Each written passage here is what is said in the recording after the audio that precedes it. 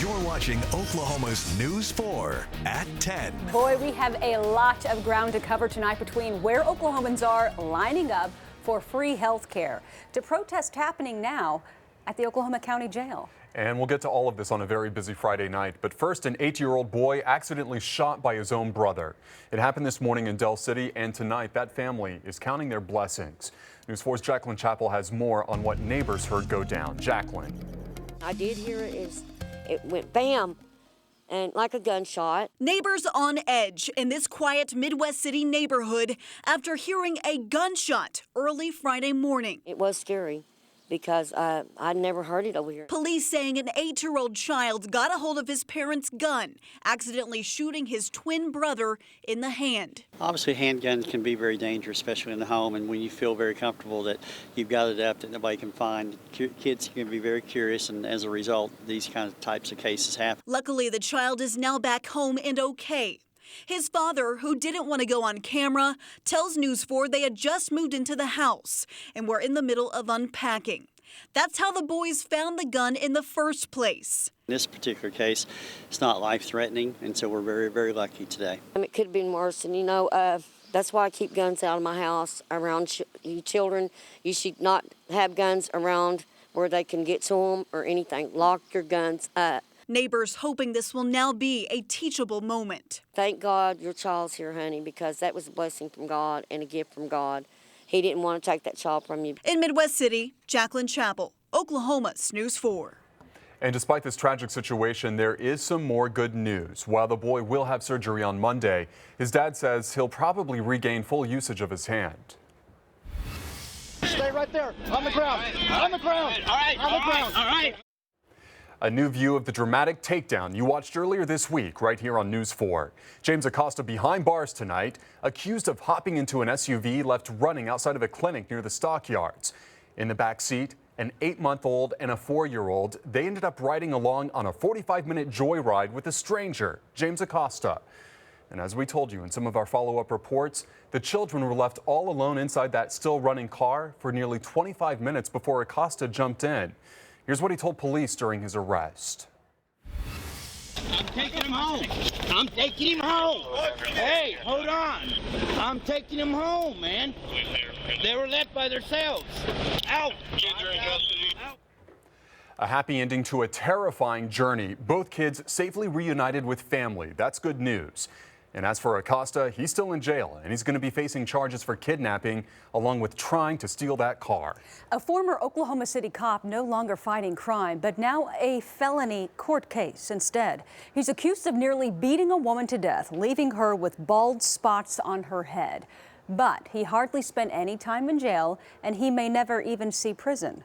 News 4's Peyton Yeager on the Night Beat with why. Yeah, this man, Kelly Yon, only in uniform for a few years before he ran into the law. He recently found himself back in a jail cell, but thanks to what some would consider lax laws, he wasn't there for long. This isn't politics. This is people's lives that are at risk. A loophole in Oklahoma law leaving activists against domestic violence disturbed. I mean, domestic violence, like violence is in the term. In a recent high-profile case, a former OKC police officer sitting on the other side of the law. Kelly Yon now facing felony charges. Court documents detailing a woman's horrific beating, allegedly at the hands of Yon. She told officers the rampage started with him slapping her several times and grabbing her hair and headbutting her twice. She also says Yon was pressing down onto her throat so hard she was unable to breathe, going in and out of consciousness, seeing spots. The report goes on to detail Yon allegedly dragging the woman into a bedroom where he tried to have sex with her. Her chance to escape coming when she says Yon tried to grab her dress straps, only to have them ripped off, freeing her from his grip. Detectives on the case saying they saw bruises, bumps, even a bald spot on top of her head from her hair being pulled out. Yon charged with domestic assault and battery by strangulation. In Oklahoma, you can only get 1 to 3 years for strangling somebody to unconsciousness. Mackenzie Masillan at the Oklahoma Coalition for Domestic Violence and Sexual Assault says our state's laws tend to be lax. We're seeing offenders walk away with petty fines. While over 50 crimes are considered violent by Oklahoma law, domestic assault and battery by strangulation not making the cut. It's very frustrating. Jan only spending hours in jail. We visited his home. No answer. We also reached out to his attorney. She didn't want to comment, only saying these accusations will be solved in court. Jan was let go from the police force in the mid-90s after he allegedly tried to use his badge to get out of a public intoxication charge. What a mess. Peyton, thank you for that. Some call it a blow to abortion rights, while others say it's a major victory. Today, an Oklahoma judge became the first to uphold a ban on a common abortion procedure. Passed in 2015, the law bans terminating second trimester pregnancy with the dilation and evacuation method. That procedure is what is most commonly used on women between 13 and 24 weeks pregnant when they do have an abortion. Some say the ban forces doctors to choose a less safe method and that it doesn't consider women with health complications. That's why it was challenged by the Center for Reproductive Rights. And tonight, the group is saying, quote, "We cannot overstate the harm that this decision will have on women right here in Oklahoma." But Attorney General Mike Hunter, he has a different opinion. He calls it a, quote, "major victory for basic human decency." Other states like Alabama, Kentucky, and Texas have also heard cases on similar bans, but the Center for Reproductive Rights says courts in those states blocked the measures from taking effect. Protests around the country today, including right here in Oklahoma, ahead of this weekend's planned crackdown on thousands of undocumented immigrants. The raids targeting 2,000 people under court orders to leave the country. But many fear the raids will include other family members who are with them. One Democratic congresswoman tweeting a reminder to immigrants about their rights, saying, "No one can enter your home without a judicial warrant." The crackdown comes amid ongoing protest over the treatment of migrant children, some right here in Oklahoma, along with vows by elected officials to not help ICE agents in the field. News 4's Jacqueline Chappell live at the Oklahoma County Jail tonight with more on the local cries of resistance. Jacqueline. Jolene, dozens started gathering here at the Oklahoma County Jail about an hour ago. They were meeting to protest migrant children being held at detention facilities across the country, including right here in Oklahoma.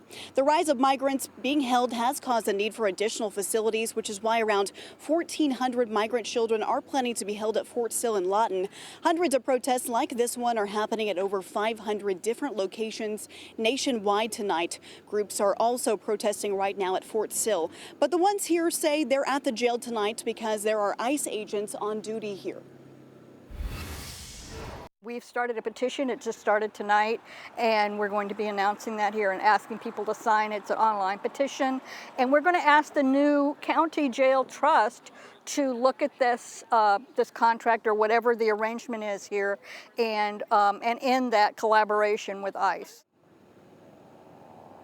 And right now, there still isn't official word on when those children are expected to arrive at Fort Sill. Reporting live here in downtown Oklahoma City, Jacqueline Chappell, Oklahoma's News 4. All right, the controversy continues. Jacqueline, thank you. Tomorrow, hundreds of Oklahomans will get exams for dental problems along with eye care, all free of charge. But they've got to beat other healthcare hopefuls first. Some will be spending the night on the street in Weatherford just to get the luxury for that healthcare that so many of us take for granted.